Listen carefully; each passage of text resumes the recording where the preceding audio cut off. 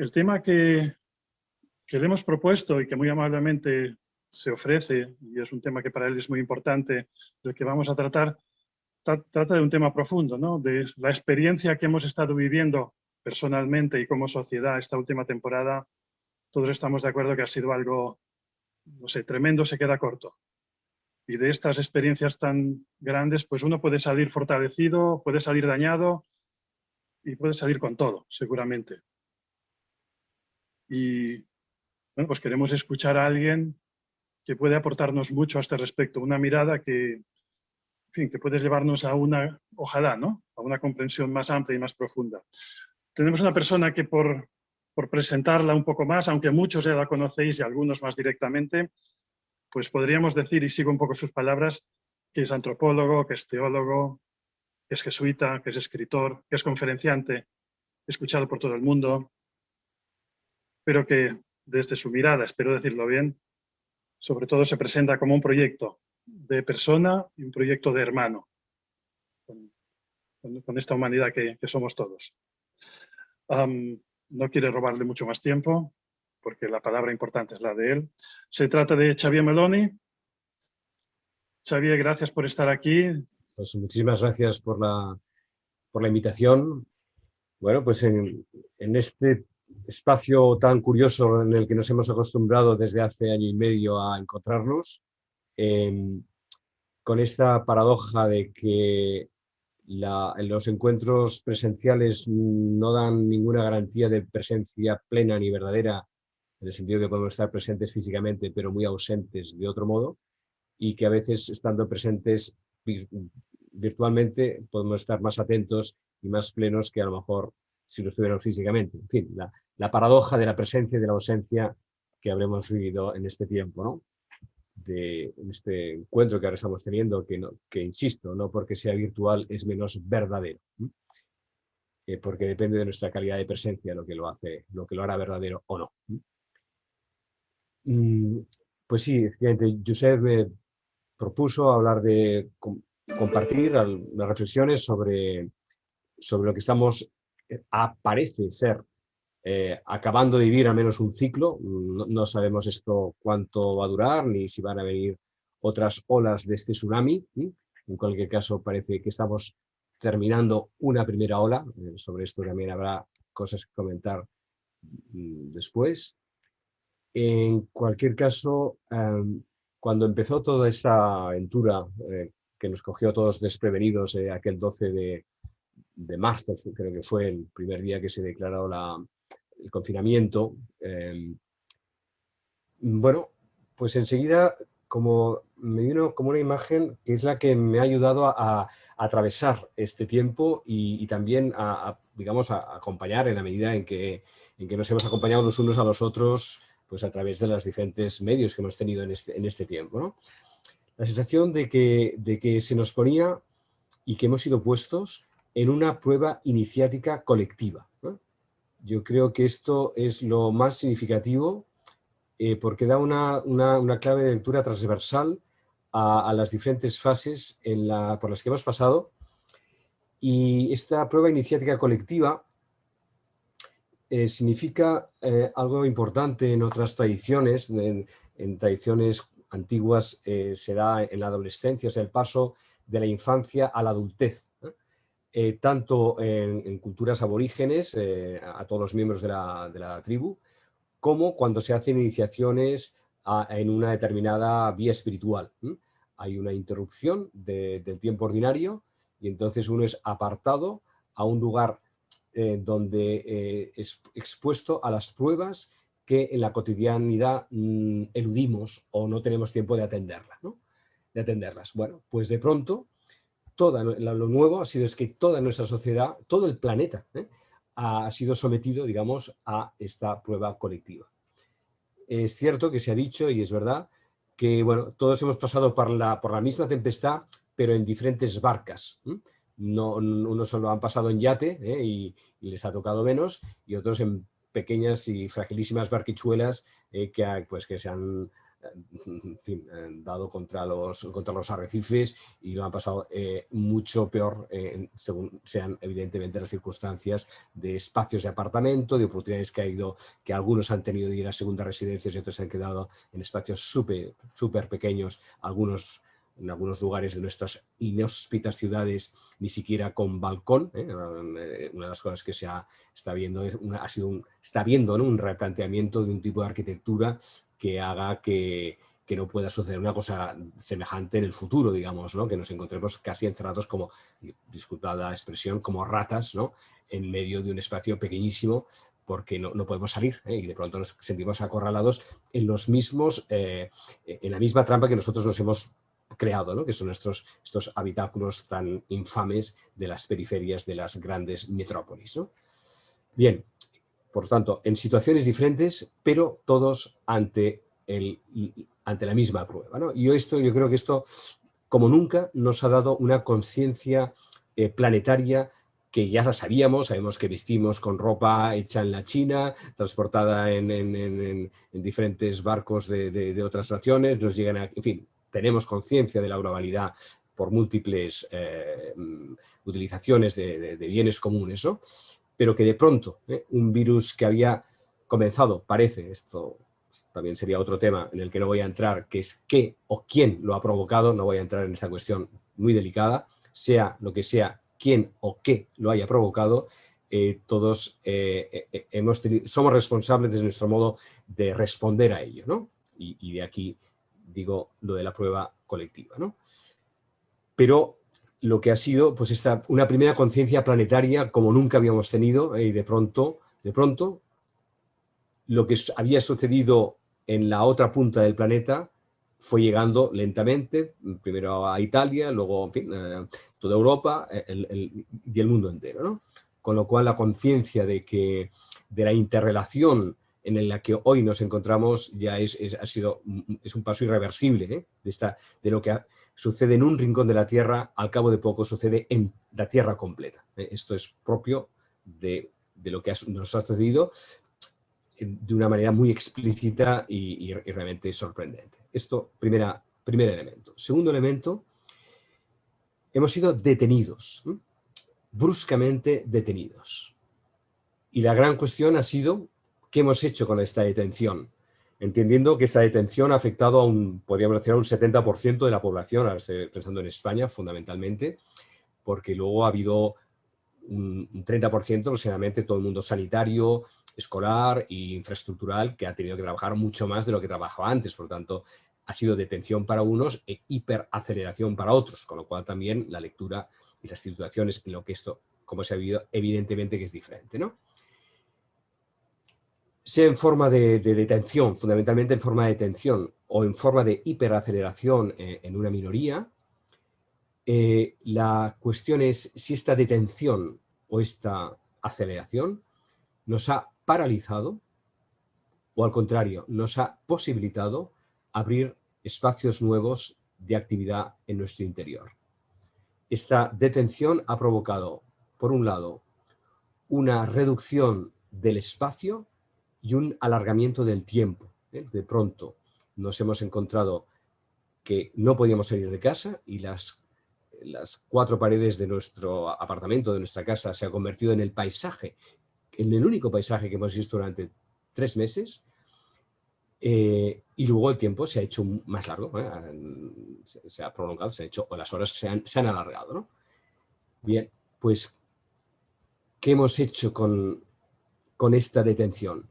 ¿Se ha convertido en parálisis o bien ha posibilitado descubrir esos paisajes interiores que, al ser reducidos en lo exterior, pueden haberse abierto en lo interior, ¿no? ¿Qué paisajes interiores hemos recorrido durante los primeros 3 meses más severos y luego en este tiempo de transición, de lo cual después hablaremos, que bueno, también seguimos todavía ahora, con limitaciones de movimiento, con limitación también de relaciones unos con otros? Los que os acabo de ver estáis todos con mascarilla, los que estamos en casa no, en fin, toda esta gran cuestión que ha afectado ciertamente nuestra concepción del tiempo y del espacio. también del espacio entre nosotros. El espacio entre nosotros se ha distanciado, ¿eh? O sea, ahora de hecho solo nos podemos mirar a los ojos, ¿eh? Y aunque en los ojos también hemos descubierto mucha expresión, mucha capacidad expresiva, ya que no teníamos el resto del rostro para verlo, ¿no? En fin, por lo tanto, ahí se han abierto unas posibilidades que, repito, la pregunta a hacernos cada cual, cada uno, y además hemos tenido 1 año y medio, por lo tanto también hemos pasado por diferentes fases, en qué medida esto nos ha paralizado o en qué medida esto nos ha abierto a espacios nuevos que desconocíamos de nosotros mismos. Esta detención cuyas imágenes de los primeros meses fue impresionante ver, todas las grandes, lo que no habían conseguido ninguna de las reuniones de las grandes naciones poderosas, ni siquiera de los movimientos alternativos, todos los intentos de disminución, de emisión de gases, de una producción más acorde con lo que la naturaleza puede responder, de pronto lo consiguió unos bichitos, unos seres invisibles, que llamamos coronavirus, una versión de estos virus que, por otro lado, están entre el ser y el no ser, digamos, ¿no? Porque son en la medida en que se alimentan de los que somos, ¿no? O sea, ese lugar tan curioso de lo que es el virus como fenómeno, digamos, biológico, ¿no? Que necesita a los demás para ser sí mismo, pero a costa de depredar a los demás, ¿no? A la vida, se alimenta de la vida a costa de la vida. ¿No ha sido esto una gran metáfora de lo que la naturaleza, de lo que estamos haciendo nosotros a la naturaleza? Esta detención no ha sido enviada como mensajera, ¿eh?, para que nos demos cuenta de que lo que el virus está haciendo con nosotros es lo que nosotros estamos haciendo con la Madre Tierra y lo que nosotros estamos haciéndonos muchas veces los unos a los otros, que nos alimentamos de los demás a costa de destruirlos para nosotros tener más vida. ¿No es eso lo que brutalmente el coronavirus está haciendo en nuestras células? ¿No es así como la especie humana se está comportando con la Tierra? ¿No es en este sentido un mensajero que nos ha enviado la misma Madre Tierra para tomar conciencia de dónde está la especie humana y si la especie humana puede seguir conviviendo con las demás especies y dejar de ser una amenaza para poder ser una bendición? Si somos capaces de contener nuestro impulso o pulsión depredadora, que es lo que un virus hace con nuestras células, ¿no? Por lo tanto, lo que esta detención hecha por estos seres invisibles que no se ven, y que están por ahí, y que nos tenemos que poner mascarillas porque no sabemos dónde están, incluso nosotros somos portadores sin saberlo tampoco, nos ha puesto en un lugar donde no estamos para nada como sociedad acostumbrados, que es el lugar de la vulnerabilidad. Resulta que sí, somos vulnerables, la sociedad nuestra es vulnerable y cada uno de nosotros también lo es. Esta vulnerabilidad que nos lleva a la enfermedad y en muchos casos también ha llevado a la muerte, de la cual también ahora vamos a hablar, puede también haber provocado en nosotros dos reacciones diferentes. Por un lado, pánico a sentirnos vulnerables. Nuestra sociedad no se permite la debilidad, la fragilidad. Una persona frágil o débil es expulsada del sistema, no sirve para trabajar, no rinde, no es útil y por lo tanto sentirse vulnerable y sentirse disminuido es una amenaza de reconocimiento social, porque nuestra sociedad no se permite, en una sociedad basada en la competitividad, en el logro, en el desarrollo, en el siempre más, la vulnerabilidad es antisistema, digamos, ¿no? Por lo tanto, puede haber provocado en nosotros la experiencia de vulnerabilidad propia o ajena una angustia también paralizadora, o al contrario, igual que esa detención que decíamos antes, la experiencia de esta vulnerabilidad puede haber abierto en nosotros unas potencialidades y unas capacidades de ternura que antes no habíamos podido expresar, comunicar o manifestar. Tanto porque hayamos nosotros mismos estado enfermos o porque hemos tenido que cuidar a personas cercanas que lo han estado, y por lo tanto nos hemos preocupado por cosas o nos hemos acercado a lugares de las otras personas o nos hemos dejado acercar a nuestros propios lugares de nuestra vulnerabilidad porque nos hemos descubierto efectivamente que somos frágiles y que en cualquier momento podemos perecer. Esto puede haber sido vivido de una forma angustiosa y destructiva o al contrario, puede haberse descubierto como una posibilidad de relaciones nuevas entre nosotros donde, como nos ha pasado, ¿no? En este año y medio nuestra sociedad se ha desbanalizado, ¿no? O sea, las preguntas que nos hemos hecho durante este año y medio han sido las preguntas básicas, ¿no? ¿Cómo estás? ¿Cómo te encuentras física o psíquicamente?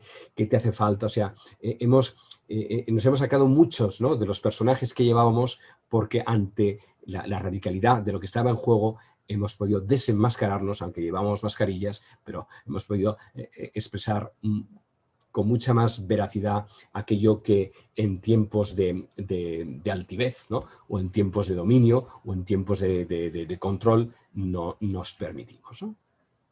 Por lo tanto, y ahí está, en esos pequeños detalles que voy a continuar diciéndolos, el que sea una experiencia destructiva o transformativa es lo que da justamente el carácter de prueba iniciática, ¿eh? Hemos sido probados no por encima de nuestras capacidades, aunque en algunos momentos nos haya parecido personal o colectivamente que estábamos llevados al máximo, en aquellos meses en que se iba prolongando el confinamiento y no había manera de que se acabara, y la primera escalada y desescalada y la vuelta este año de nuevo a algo que por otro lado tampoco se ha terminado, ¿no? En algunos momentos nos puede haber parecido que superaba nuestras capacidades y sin embargo toda prueba iniciática está dada para que crezcan nuestras capacidades. Por eso son pruebas, ¿eh? Que nos ponen el límite y puestos en el límite entonces podemos atravesar nuestros límites solo si asumimos nuestros límites, ¿no? Pero antes nos hemos de confrontar con ellos. Las dos grandes confrontaciones han sido la enfermedad y la muerte. La enfermedad, por lo que tiene de disminución, por lo que tiene de pasividad, por lo que tiene, como decíamos antes, de tenernos que dejarnos cuidar, por lo que tiene de malestar físico, en también manifestaciones muy distintas. Esto también ha sido otro de los grandes desconciertos del coronavirus, la gran variedad sintomatológica que ha producido en unos y en otros. Hay quien casi no se da cuenta de que ha sido infectado, y en cambio hay quien ha estado pues en el límite, bueno, y algunos han atravesado, o sea, algunos han perecido en ese límite, ¿no? Pero antes de ir a la muerte, que es lo que voy a hablar después, primero está la enfermedad. La enfermedad que ha sido tratada sobre todo estadísticamente y técnicamente, y que ha mostrado las contradicciones de nuestro sistema sanitario, que por un lado ha sido eficaz en la medida que lo ha podido ser, ¿eh? La vacunación en la que nos encontramos muestra una cierta eficacia, sin duda, pero también ha manifestado su radical inhumanidad, ¿no? O sea, por un lado, nos hemos cuidado los unos a los otros, pero con estas vestidos de robots, ¿no? Vestidos de astronautas, sin podernos acercar, toda la soledad que eso ha provocado, sobre todo cuando eso además ha comportado el tránsito final, ha generado también muchos cuestionamientos sobre qué tipo de principios sanitarios o de protocolos estamos siguiendo por algo que se ha dicho, y sé que es un tema delicado y por eso estamos aquí esta mañana para hablar de estas cuestiones, podrás hablar en profundidad. O sea, nuestra sociedad ha manifestado ante el coronavirus, en el modo de tratarlo, un nuevo dogma, el dogma de la supervivencia biológica. Es decir, el ser humano, o sea, como humanos, identificados con el cuerpo, identificados con nuestra biología, hacemos todo lo posible para alargar al máximo nuestra vida. Pero ¿a costa de qué? A costa de qué otras mutilaciones o pérdida de valores, como han sido, como repito, la soledad, la tecnificación del tratamiento, estos aislamientos, tratamiento tantísimas otras maneras en que se hubiera podido y que de hecho en algún otro país se han gestionado de otras maneras que la nuestra, ¿no? Por el pánico, no solo a morir, como digo, sino también a enfermarse. Cuando en todas las tradiciones espirituales la enfermedad es siempre una oportunidad, porque en la enfermedad se quiebra nuestro ego. Mientras nosotros tenemos salud, podemos programar desde primera hora del día hasta última y durante semanas lo que queremos hacer. De pronto, nuestro cuerpo no responde, con más o menos malestar, o dolor incluso. Pero bueno, el dolor es un mensaje y una sensación de nuestro cuerpo. Vosotros estáis trabajando en focusing, ¿qué os voy a decir? Que lo sepáis muchísimo mejor que yo, ¿no? El problema no es el dolor, el síntoma, sino el significado del síntoma, ¿no? ¿Quién ha atendido ese significado? ¿Qué nos está diciendo? ¿Qué nos ha dicho los que hemos podido estar enfermos en este año y medio? Que cada vez hemos sido más, digamos, de un modo u otro. No solo el tema si hemos estado enfermos o no hemos estado enfermos, sino qué nos ha sucedido mientras estábamos enfermos. ¿Y a qué hemos llamado enfermedad? ¿Qué ha predominado? El dolor de cabeza, la respiración, los dolores de estómago, pérdida de olfato o de gusto. Todo eso, ¿qué ha ido produciendo en nosotros? ¿Qué conocimiento nos ha dado de nosotros mismos? ¿Qué batalla viral se estaba produciendo en nuestro cuerpo, entre nuestro sistema inmunológico y estos, digamos, atacantes? Si utilizamos un lenguaje bélico, pero ¿es el único lenguaje posible para interpretar la enfermedad? No hay otro lenguaje, justamente es el significado cognitivo, el lenguaje interpretativo, el lenguaje simbólico. En nuestra sociedad, lógicamente, basada en la competitividad y basada en el logro y basado, pues ha utilizado el lenguaje bélico. Pero incluso ahora se dice todavía ese bicho, ¿no? Al decir ese bicho, estamos siendo como muy incapaces de poder dejarnos interpelar por lo que ese mensajero nos está diciendo en nuestro propio cuerpo.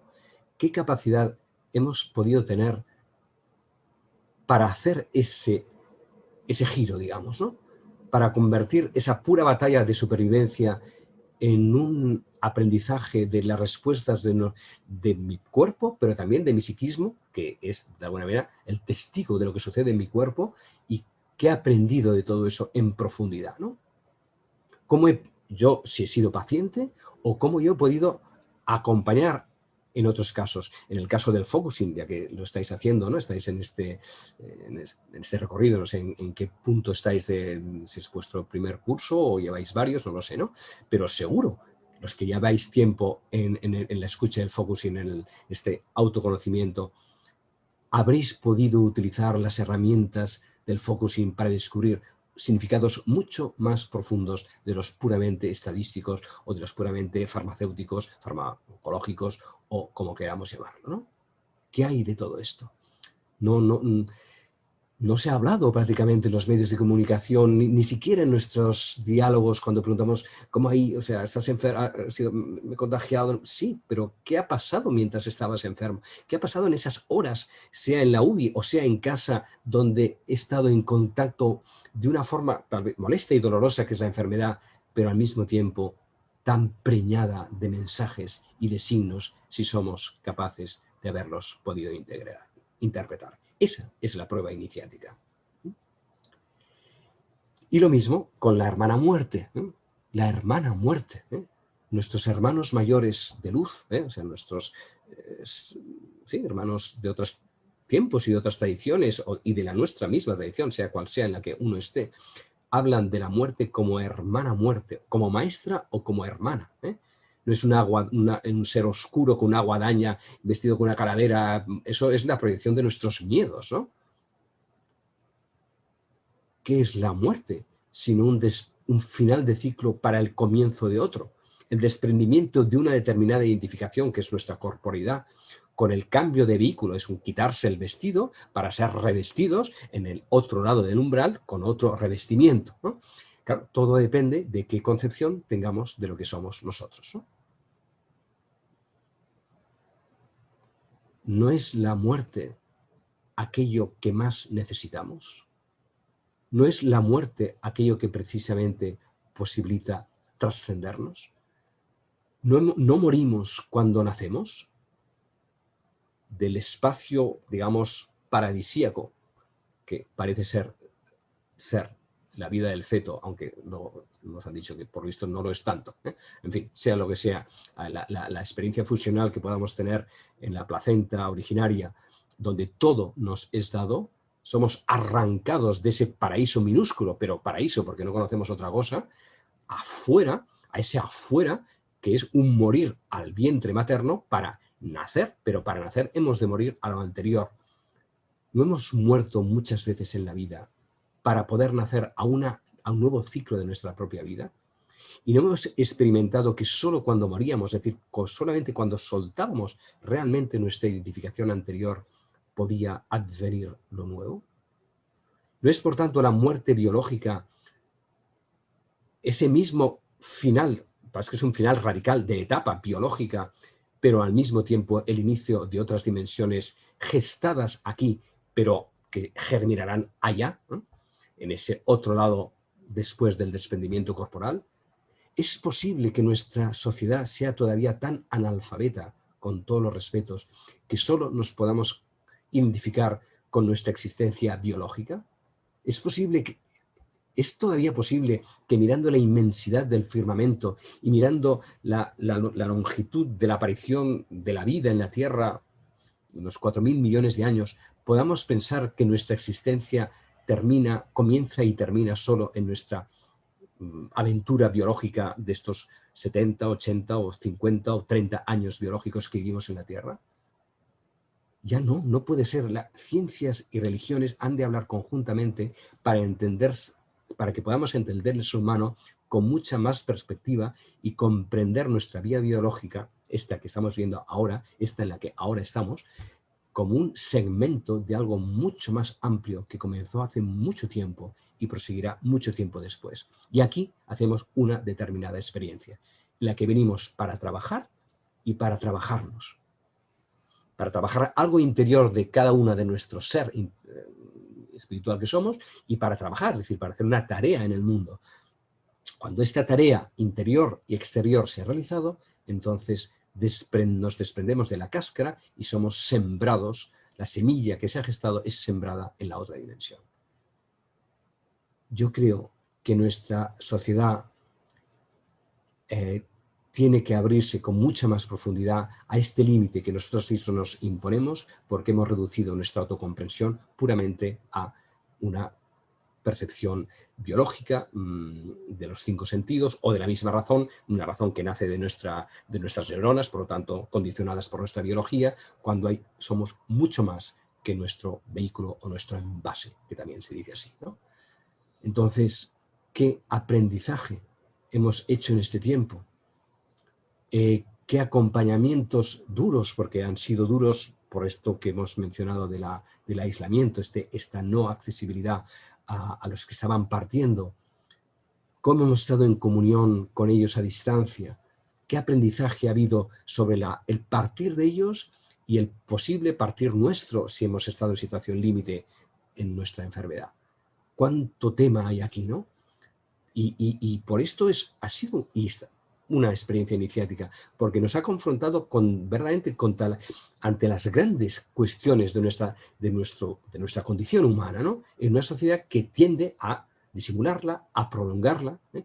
Nuestro grave error respecto de la vida es que estamos confundiendo eternidad con perdurabilidad, pensando que viviendo más, alargando más nuestra vida biológica, vamos a tener más cualidad de existencia, que es lo que anhelamos con la eternidad, y la perdurabilidad no tiene nada que ver una con la otra. Estamos queriendo alargar la vida cuando de lo que se trata es de cualificarla en el modo de vivirla, ¿no? Bueno, la muerte, la hermana y maestra muerte, ha estado muy presente, pero también en forma estadística, en forma de ilusión, en forma de susto, en forma de miedo. ¿Qué posibilidad hemos tenido en este año y medio en descubrirla como maestra? Y aún tenemos tiempo, mientras estamos vivos, tenemos todo el tiempo de reflexionar sobre esto, tanto respecto a nosotros como esos esas tal vez muertes pendientes que hayan quedado todavía en nuestras vidas, ¿no? ¿Cómo las vamos a cerrar? ¿Cómo las vamos a comprender sino ampliando la perspectiva de nuestra condición humana? Bueno, esto que está ahí latente ha sido, digamos, brutalmente expuesto en este tiempo y lo sigue estando, porque en países del hemisferio sur están en plenas pandemias, pero vamos a ponerle nombre, vamos a poder ser capaces de mirar rostro a rostro los ojos del dragón, porque esta es la prueba iniciática, cuando lo es en la medida en que aquellos que son iniciados, como lo estamos siendo colectivamente, descienden a sus propios infiernos y miran rostro a rostro aquello a lo que tienen más miedo. Porque resulta que aquello a lo que tenemos más miedo es nuestra propia energía negada, nuestra propia energía desdoblada, que al temerla nos devora. Pero si descubrimos que esa energía, esa manifestación dragónica, para decirlo así, que tememos, no es más que la exteriorización de una energía negada, si le podemos mirar a los ojos, ese dragón no es exterminado, sino que ese dragón es domesticado para que aquel que es nuestro mayor, digamos, enemigo, se convierta en la cabalgadura de esa nueva manera de comprenderlo, ¿no? De esa nueva adultez. Aquello a lo que le demos miedo se convierte en la energía que precisamente nos posibilita atravesar el miedo, ¿no? Y eso es justamente lo que hace, a lo que confronta una experiencia iniciática auténtica, donde no se elude los ojos del dragón, sino que precisamente se les mira rostro a rostro, no desafiándolo, sino mirándolo en verdad hasta descubrir que estoy mirando aquello mismo que miro. Que aquello que está afuera es la proyección de cómo yo lo estoy mirando. El dragón me devuelve mi propia imagen porque soy yo desdoblado de mí mismo, ¿no? No es todos nuestros miedos tienen este reverso. Y a esos dos miedos, al de la enfermedad y al de la muerte, es al que nos hemos confrontado. Otra gran cuestión que hemos vivido y que estamos viviendo en gran parte todavía ha sido la desprogramación. Algo también inédito para una sociedad como la nuestra, donde en 2 años antes ya teníamos casi nuestras agendas llenas, al menos esto me pasaba a mí, pero supongo que a muchos más, bueno, las empresas, los colegios, en fin, tantísimas cosas se programan, cualquiera de los congresos o eventos se programan, los cursos que hacéis de focusing a 1, 2, 3 años, ¿no? Hay que reservar las casas. De pronto nos hemos encontrado que no podíamos ni programar lo que íbamos a hacer la semana que viene. ¿Qué somos sin programación?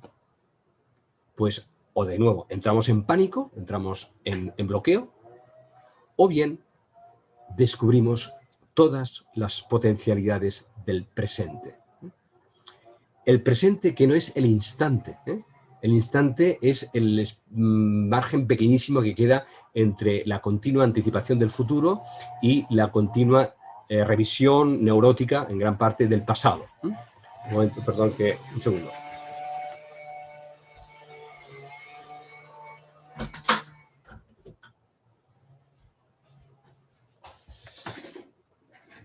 Llegaba ruido de la ventana. Digo que el instante, somos consumidores de instantes porque es el frágil espacio que nos queda entre la continua anticipación del futuro y la continua revisión o evaluación en gran parte neurótica del pasado. Y por tanto no nos queda nada, consumir ese pequeñísimo espacio que nos queda. En cambio el presente abraza y abarca el pasado y el futuro y lo convoca aquí y ahora. Y en el presente estamos totalmente disponibles a que la realidad, la situación que en ese momento se presente, en la medida que cuenta con nuestra plena presencia, entonces comporta la respuesta adecuada. Pero como no creemos en nosotros ni creemos en la vida en mayúscula que se concreta en cada instante de vida en minúscula, estamos siempre o anticipándonos para prepararnos a lo que va a suceder o revisando lo que ha sucedido para ver si lo hemos hecho bien. Y mientras tanto, ¿qué nos queda? No nos queda eso, fragmentos de realidad, ¿no? En cambio, cuando estamos plenamente en el presente, que por otro lado la vida solo se puede vivir en el presente, porque de hecho toda anticipación del futuro se hace desde el presente y toda revisión del pasado se hace desde el presente. O sea, es que solo hay presente en cada instante. Pero está tan constreñido, tan preparado, tan condicionado que nos ahogamos porque no hay... Bueno, pues esta desprogramación no ha permitido responder ahora mismo, no se está permitiendo responder en verdad y veracidad, en libertad y en disponibilidad a lo que la situación aquí y ahora nos permite.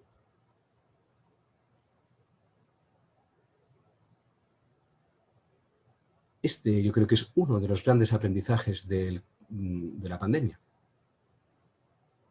Solo podemos responder en lo que ahora estamos viviendo. Y si lo estamos viviendo plenamente, responderemos plenamente. Eso tiene una fuerza poderosísima, ¿no?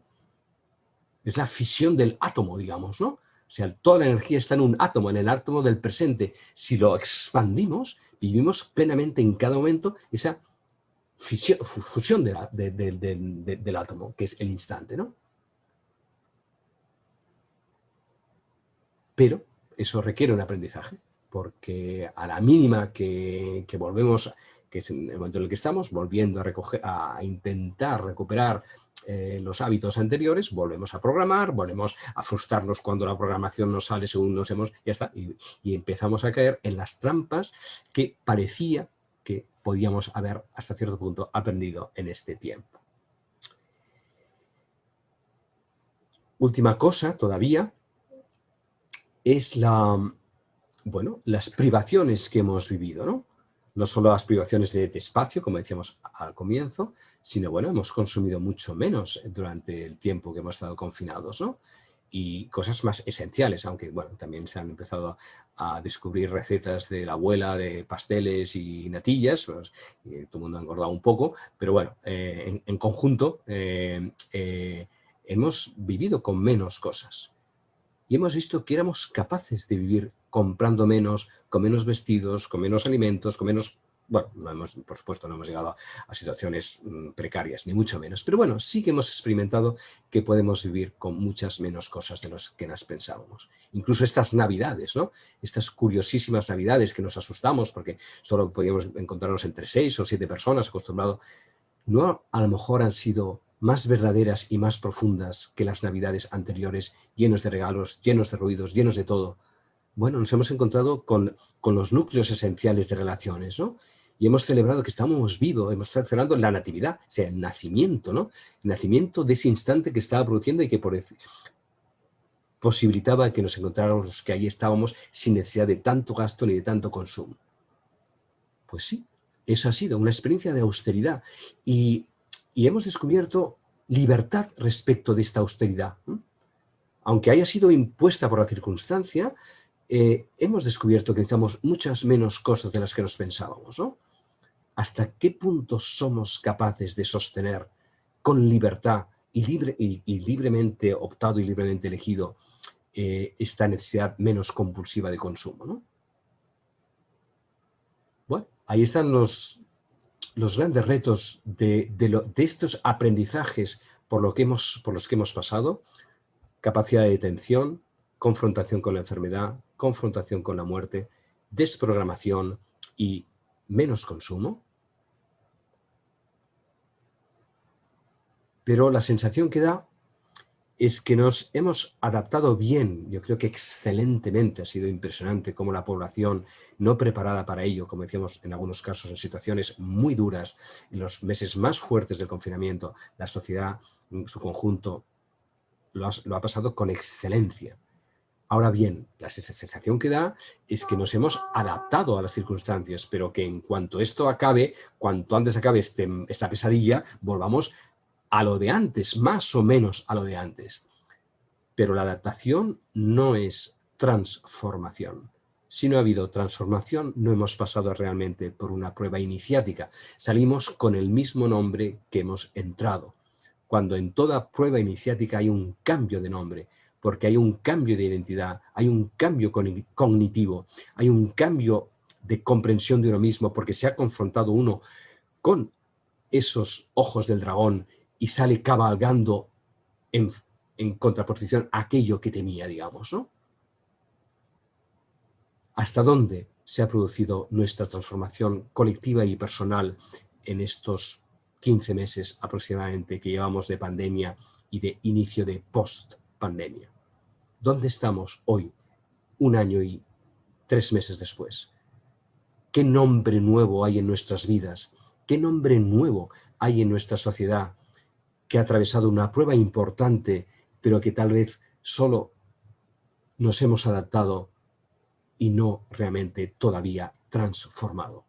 Eso yo creo que son las grandes preguntas que tenemos ahora en el presente, con las incógnitas que también están abiertas porque no sabemos si va a haber una quinta ola pandémica, no sabemos si todo esto no es más que una primera ola de olas de tsunamis sucesivas que la Madre Tierra nos vaya enviando en los años o décadas que vienen, porque hasta que la especie humana no se dé cuenta de que su actitud depredadora respecto del planeta nos hace una especie peligrosa que la misma Tierra necesita frenar y parar. ¿Hasta dónde somos capaces realmente de cambiar nuestros hábitos de consumo, nuestros hábitos de relación de los unos hacia los otros, nuestros gases contaminantes, para realmente nuestra presencia en la Tierra como especie no sea una amenaza para el planeta, sino una bendición? Hace años escuché algo que me pareció muy duro y desgraciadamente así está siendo, ¿no? Que la especie humana para la Tierra es como un cáncer que le había salido a la Tierra, ¿no? ¿Qué es el cáncer, no? Si unas células que se empiezan a super desarrollar devorando el mismo órgano que las ha creado, ¿no? ¿No estamos siendo como especie un cáncer para la Madre Tierra? Pues ¿qué hace la Tierra? Envía mensajeros para decir, hey, frenaros, frenaros. ¿Hasta dónde somos capaces de renunciar para que dejemos de ser una amenaza para ella? Ha sido sorprendente, por otro lado, el habernos encontrado con esta situación, pero es bueno y necesario que haya sido así. Lo que pensábamos que iban a vivir nuestros hijos o nuestros nietos, lo estamos viviendo nosotros. Nosotros somos responsables de nuestros propios actos y de nuestro modo de vivir. Por lo tanto, es bueno que nosotros hayamos experimentado las consecuencias de nuestro propio modo de vivir y no lo hayamos traspasado a nuestros hijos o a nuestros nietos. Y al mismo tiempo, tuve hace poco una experiencia, bueno, al principio por octubre, noviembre, me invitaron aquí a un colegio de Manresa, yo de Manresa, estamos ahora en celebraciones ignacianas, y bueno, invitaron a un curso de sexto de primaria, o no, primero de eso, a hablar de San Ignacio, que es lo que estábamos preparando en la ciudad, ¿no? Bueno, pues yo pensaba encontrarme a niños y niñas como más sometidos, con sus mascarillas, más oscuros, digamos, ¿no? Más en fin, envueltos en la tiniebla, en la niebla en la que no estábamos. No. Los vi guerreros, los vi llenos de luz, llenos de fuerza, llenos de asumir el momento que estaban viviendo, y hacían preguntas inteligentísimas, bueno, o sea, verdaderas, preguntas verdaderas, que si no hubiéramos estado en coronavirus, yo creo que hubieran hecho las preguntas tópicas, típicas y aburridas de cualquier historia de alguien que ya vivió. No. Las preguntas que hacían eran preguntas donde a ellos les iba la vida, ¿no? O sea, los vi llenos de fuerza y de qué bien, quisiéramos haberles ahorrado esto, y a lo mejor lo que necesitan es vivir esto precisamente para ser guerreros de su propio destino, digamos, ¿no? Y ser constructores de lo que quizás nosotros les hemos dado a medio hacer o en fase, digamos, de destrucción, ¿no? Por lo tanto, aquel famoso relato de aquel anciano que estaban a punto de hacer una cosecha y tenía unos caballos para poder hacer la cosecha, y entonces justo el día antes de empezar la cosecha se escapan los caballos, ¿no? Y se quedan sin mano de obra, sin la fuerza animal entonces llega todos los vecinos, que ostras, qué mala suerte, justamente se os han escapado los caballos en el momento en que los necesitabais. Y el anciano dice, buena suerte, mala suerte, ¿Quién lo sabe? Al día siguiente, uno de los caballos que se había escapado regresa con todavía más caballos y resulta que tienen más fuerza animal para. Entonces el hijo mayor se pone a domesticar los caballos y a uno de ellos sube y con tan mala suerte que le da una patada, se cae y le rompe la pierna. Y entonces el hijo mayor, que es el que puede hacer el trabajo, se queda ahora con la pierna rota. ¿Qué vamos a hacer con esto? De nuevo los vecinos, qué mala suerte que haya pasado justamente esto en el momento tan importante, tan delicado de la cosecha. Y el anciano, buena suerte, mala suerte, ¿quién lo sabe? Y al día siguiente pasan el regimiento del rey, porque hay una guerra contra otros invasores que han venido y están reclutando a todos los hijos, a primogénitos, a todos los chicos jóvenes para ir a la guerra. Y como el hijo tiene la pierna rota, pues no se lo llevan a la guerra. Y de nuevo, buena suerte, mala suerte, ¿quién lo sabe? ¿No? Bueno, pues esto, quisiéramos eludir las dificultades, quisiéramos eludir pandemias, quisiéramos eludir tantas cosas y llegan. Y si llegan, llegan como maestras. Y el que sea buena suerte o mala suerte, el que sea una cosa u otra, no solamente depende de las consecuencias, evidentemente, que tienen y que no dominamos nosotros, sino en el modo en que tenemos nosotros de vivirla, se transforman en una cosa o en otra, ¿no? Que sea maldición o bendición, no solo depende de la cosa misma, sino sobre todo depende del modo que tenemos nosotros de vivirla. Y en eso nadie nos puede sustituir. Somos señores y maestros en este sentido, de nuestras propias decisiones. Otra cosa es que nos acompañemos, y claro que nos necesitamos acompañar unos a los otros. Y precisamente esto es lo que hemos descubierto en este tiempo, ¿no? La ansiedad que tenemos de esa ternura, de ese salir de nuestro aislamiento, porque juntos estamos pasando por esta prueba y por tanto justos y juntas necesitamos el ánimo, el coraje, la sabiduría, los instrumentos para hacer esta travesía, ¿no? Bueno, yo creo que esto fundamentalmente es lo que pensaba que podía ayudaros sobre estas reflexiones que hemos, bueno, que seguro que todos habéis hecho de un modo u otro. Quizás tengo unas preguntas finales, ya que estáis con el tema trabajándoos a vosotros mismos en este contexto en el que estáis. Me permito terminar con esto, son unas pautas para vuestra reflexión, no para ahora, sino para el tiempo que venga. Yo me preguntaría a mí mismo, ¿no? O a mí misma, ¿no? Primero, ¿esta detención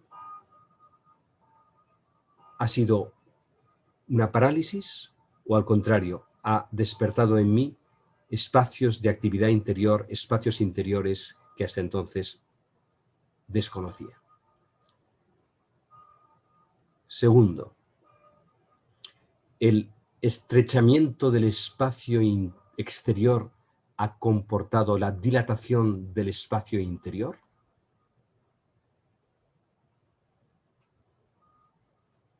Tercera,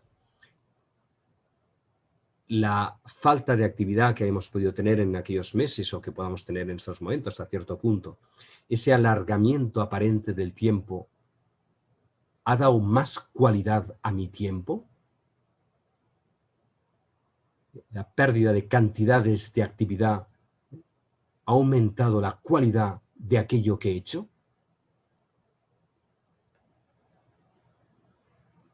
Cuarto, ¿cómo me he confrontado con la enfermedad? ¿Qué aprendizajes ha puesto en mí? ¿Qué me ha hecho descubrir? ¿Qué he descubierto que antes no sabía? De mi propio cuerpo, de mis propias reacciones, de las reacciones de los demás. Quinto, lo mismo con la muerte. La confrontación con la muerte ajena, cercana, lejana. ¿Qué ha despertado en mí? ¿Qué preguntas ha abierto o qué recorridos he hecho en este tiempo? ¿Qué hombre o mujer nueva soy respecto de este límite biológico que la vida en mayúscula pone a la vida en minúscula. Sexto, ¿qué nuevas formas de relacionarme ha abierto en mí la pandemia en cuanto a capacidad de ternura, en cuanto a capacidad de mostrar la vulnerabilidad y no solo avergonzarme o negarla, sino convertirla en camino de relación, en camino de una mayor autenticidad y veracidad con uno mismo y con los demás? Séptimo, ¿cómo he vivido o cómo vivo la desprogramación? ¿En qué grado toca mi ansiedad, mi necesidad de control, mi frustración también ante lo que preveo y luego no viene? ¿O me está dando eso, una dilatación de cualidad del presente que me permite sí, estar más plenamente aquí y ahora y respondiendo a las posibilidades que se me dan en cada momento en lugar de anticiparlas antes de que lleguen? Octavo, ¿cómo he vivido la austeridad de medios, digamos, y esto está ligado también a la sociedad de consumo, a la crisis económica en la que estamos? Hace unos meses parecía que iba a ser mucho más grave, en estos momentos no acaba de manifestarse con la gravedad que parecía, no sabemos, hay una crisis, no se manifiesta, o sea, hay paro, pero las cosas, no sé, yo creo que hay una gran interrogante sobre las consecuencias económicas de la pandemia, también dependerá de cómo dure. En cualquier caso, vamos hacia una sociedad más austera, sin duda, ¿no? ¿Cómo vivo esta crisis económica? ¿Cómo vivo esta relación con una austeridad, un tipo de vida más de productos de cercanía, menos pendientes de lo que tiene que venir de fuera, todo aquello que yo puedo producir lo consumo, pero no aquello que no puedo producir? Todo este tema que está en relación con el sistema, que ha quedado más o menos colapsado. Hay que ver hasta qué punto. También se habla de recuperación económica y todos queremos recuperarnos, pero ¿recuperar qué? ¿Hacia dónde? En fin, todas esas grandes preguntas que estamos ahí. Y por último, acabo, la novena, último, nuestra relación con la naturaleza, ¿no? O sea, ¿qué aprendizaje ecológico esto ha comportado?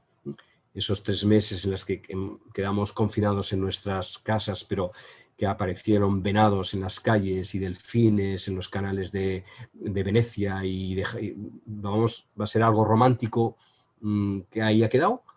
¿O realmente creemos que puede ser posible una nueva relación con la especie, con las naturales de las que nosotros somos depredadores e invadimos a los demás, y cuando hemos sido detenidos son ellos los que han pedido empezar a visitar? ¿Esto se va a quedar en algo romántico de imágenes de hace un año o no? ¿O realmente puede significar, en qué grado puede significar una mayor conciencia de qué tipo de transportes, medios de consumo, las energías renovables, en fin, toda esta gran cuestión que tiene que ver con la ecología y con, en último término, calentamiento de la naturaleza, en fin, toda esta cuestión que tiene que ver con